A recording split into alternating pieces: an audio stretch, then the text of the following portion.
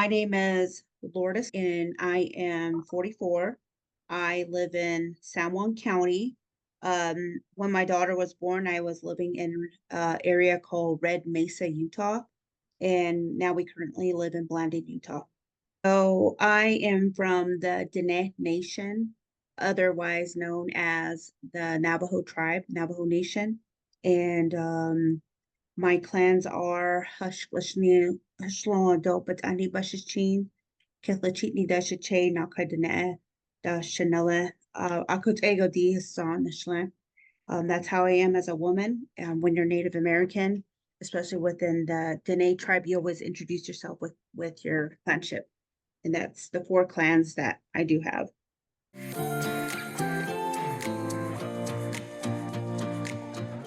My daughter, her name is Nevaeh. She has a disability and it's called trisomy 21. In other words, Down syndrome. When she was born, they did tell me that she might have Down syndrome. The doctor gave me a pamphlet on children with Down syndrome, and I was okay. You can go home now. They did take some blood samples to see to check her chromosome to see if she was actually diagnosed, but that was sent to Salt Lake City, and then I didn't find out till several weeks later that well, actually a month later, and then I found out that she had trisomy 21, and then that was it. I never connected with the doctor again. Um, I never had anybody else reach out to me, and I have three other children. They never had any problems or issues or not autistic, no disabilities at that time. And I went home and my daughter kept getting sick. We were wondering like what's going on. And then come to find out that she does have a heart condition, but we didn't find that out till after she was admitted into the hospital and she had pneumonia. And then the more she got sick and the more I got in contact with different doctors. This is not doctors here in San Juan County. They had to actually transport us to Salt Lake City, and that's how I was able to obtain all that information with my child's condition, with her heart murmurs, with her lungs, with her ears. And then I did my own research as well on what to expect with children that have Down syndrome. So that too, and that's when I learned about different transportation through another facility, and they helped me out a lot. So, but a lot of resources were actually in Salt Lake City, never here in Blanding. Dental, they don't want to see her with dental because of her heart condition. So we always have to go to Salt Lake City to Children's Primary Hospital to have her dental work done.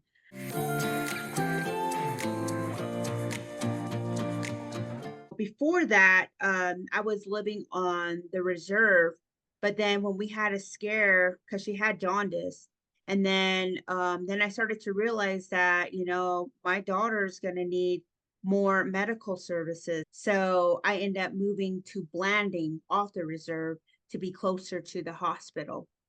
And then that's when I started to receive services for OT, and I started to receive services for other things. So I didn't know about those services until I moved. I believe that referrals was sent from Utah Navajo Health System. And they told me that, this person's going to get in contact with you. They'll be able to come in and help give your child early therapy.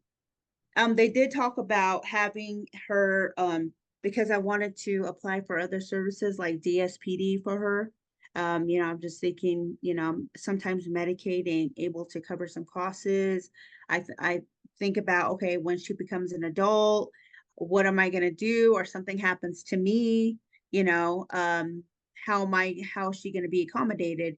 So I'm still on the waiting list for psychological testing because they need that diagnosed. Even though they did blood tests saying that she is trisomy, they need that psychological testing to get any other more resources. And I know it's like a 3-year wait for that. The only type of services that she receives is through the school district. And because the school district is limited on, services, she receives about maybe 60 minutes in a month.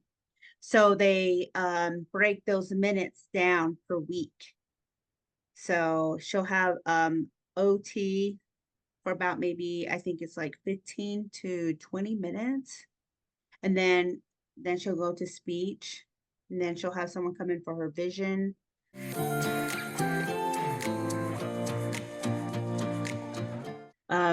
In our culture, we believe in our ceremonies, we believe in our tradition.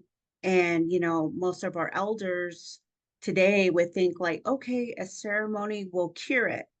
But a lot of people don't understand mental health. They don't understand depression. They don't understand, all of these things with disability, especially with my daughter. They just assumed that it was an alcoholic and that's how she turned out to be. And I had to explain to them like it's a genetic thing. It comes from your DNA. There's no words for DNA in our culture. So it's really hard to negotiate with people because right away they just labelize you on the reserve. Like right away they thought like, well, what did you do, you know because we have a lot of taboos in our culture. They'll think like, oh, you probably saw someone that was dead, or you probably shot an animal, or because in our culture we're not supposed to do a lot of that stuff. And he goes, maybe that's why your child came out like that. They'll think that way. And then even when I approach families that obviously has a child with a disability that has Down syndrome, they'll deny it right away. Like, oh, he doesn't have Down syndrome. And I just look at them, I'm like, yeah, he does. But, they don't want to admit to that. So, and then, on the reserve, I also see how they treat children with disabilities. Like, if someone that has a disability, they kind of just push that child away, like you stay home, you stay home with grandma, we're going to go out. And, they're kind of ashamed of it. And then I also have elders who praise me like, you're supposed to, those kind of children are close to our deities. They're close to our beliefs, and they're close to the gods that they believe in. So, and then because we use their facial structure in our ceremonies, so our like our sacred ceremonies, and I do see it, and I'm like, whoa, now I know why. Because we treat those children with respect because they're closer to God. You don't ever disrespect that child. So I hear that too. So it just all varies. For me, I believe in my religion, and I also believe in how our elders say we respect children like that because they're closer to God. I really do believe in that. So I try to incorporate those worlds, and then, instill my child with that. And it seems like, me being Native American, I have like different strikes against me because, one, I'm a female in a male dominant society. And then second is that I'm Native American, skin color is different. And then third, I have tattoos. It's just normal, you know. And then yeah, I think about all those things too as well. So and I'm a single parent with 4 children. So yeah, it was a struggle, but you learn how to adapt. You learn how to find different resources, and you make it work. And I think that's a lot that Native Americans today, they struggle on. That is their mental, I guess it's their mental capability of handling a lot of stress. Some can't handle it because of no family support, and they end up turning to substance abuse.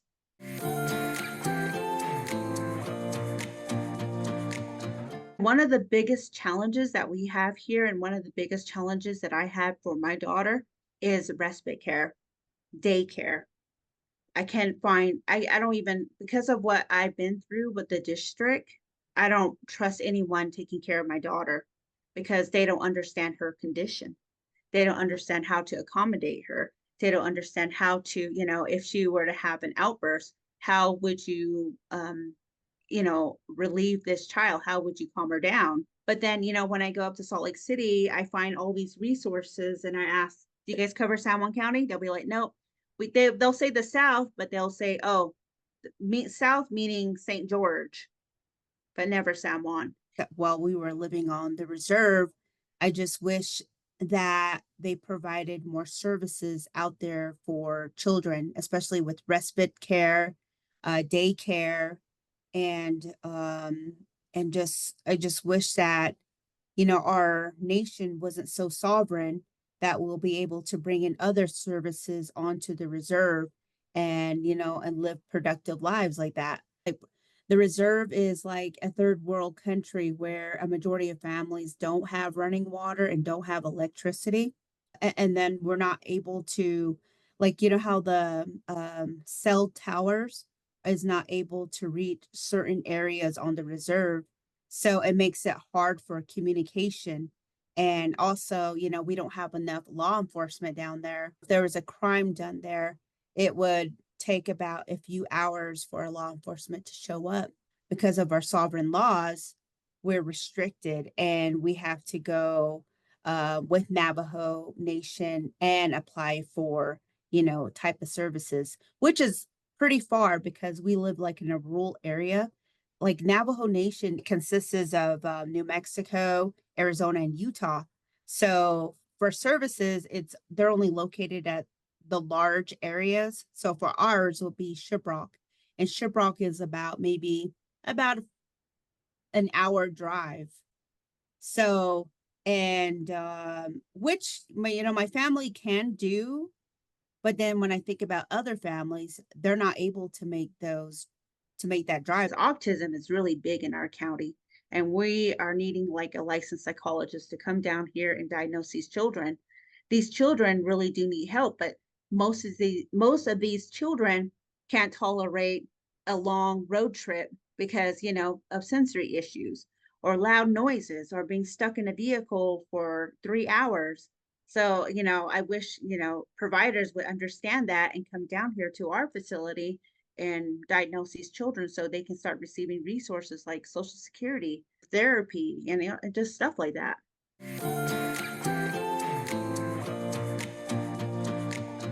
From my experience, I noticed that a lot of people were too afraid to communicate with me. Maybe it's just because I come from a different culture or they didn't want to discriminate against me.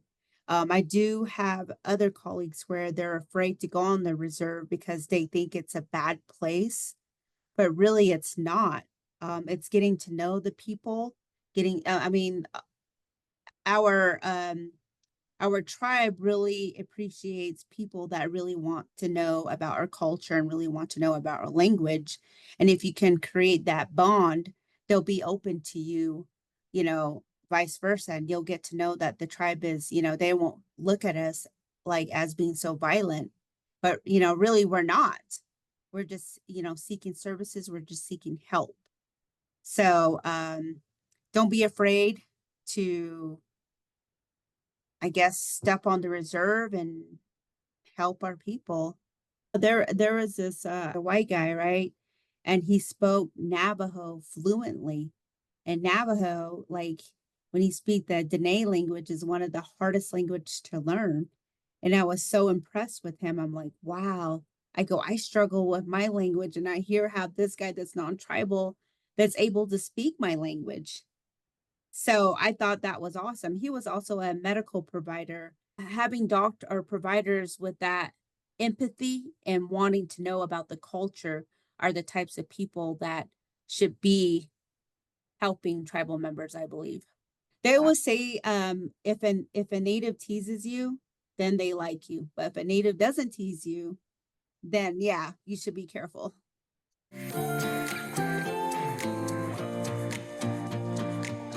Because I do work in the disability department with linking families with resources. And I do tell families, I see parents that come in and they look so overwhelmed. And, I explain to them, I go, I'm a mom of a child that has a disability.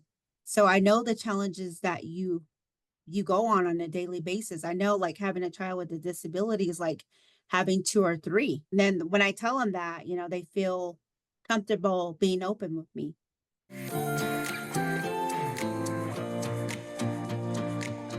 Yeah, with my job, I'm actually involved in two coalition programs here, one for the youth and one for children 0 to I think it was 9. But the coalition group is targeted towards, substance abuse, suicidal prevention, anything in that category pertaining to youth. So it's a coalition program, and they're actually coming out with a video. It's like a rapping video they wanted to do.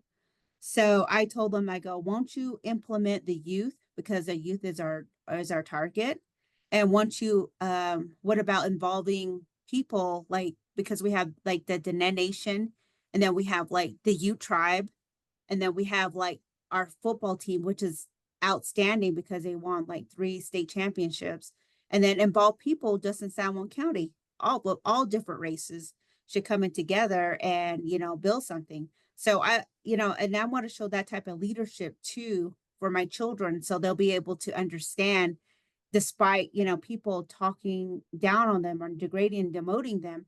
I want to be able to show them that even though people do that to you, you still have every right to speak up, and to show them that, hey, we're here, we're Native Americans, and we understand too.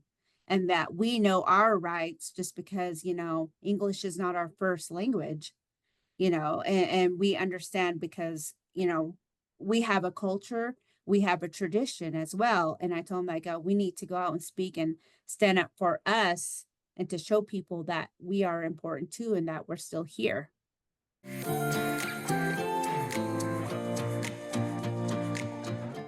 I believe in my religion, and I also believe in my tradition, Creator God. You were given that challenge for a purpose because, God chose you, or the Creator chose you because you were able to handle that stress.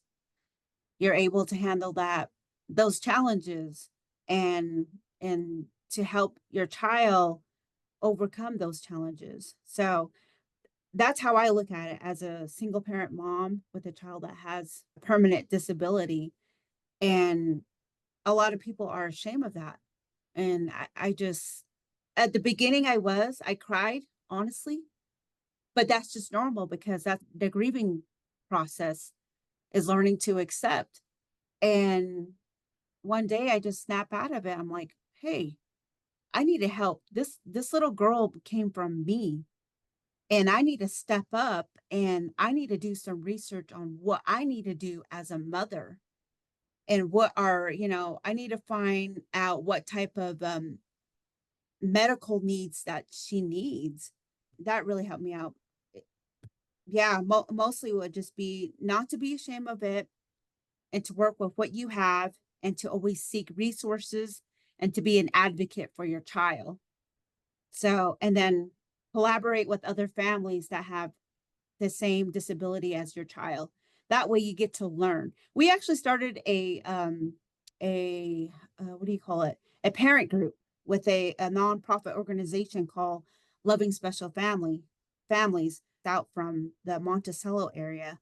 And they have families out there, and we just, we had a meeting where we talk about our challenges as a parent and how to handle stress. It can be stressful, honestly, it can really be stressful, but it's just learning how to cope with your mental health, your emotional health, and your spiritual health, and having family there help you. And there is help out there.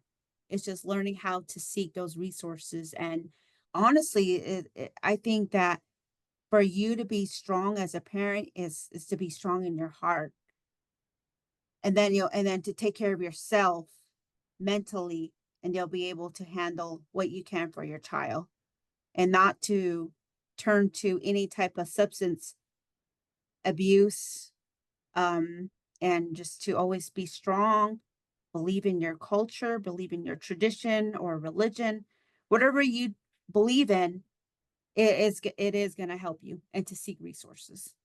and not to be ashamed. Biggest thing is not to be ashamed of what your child has.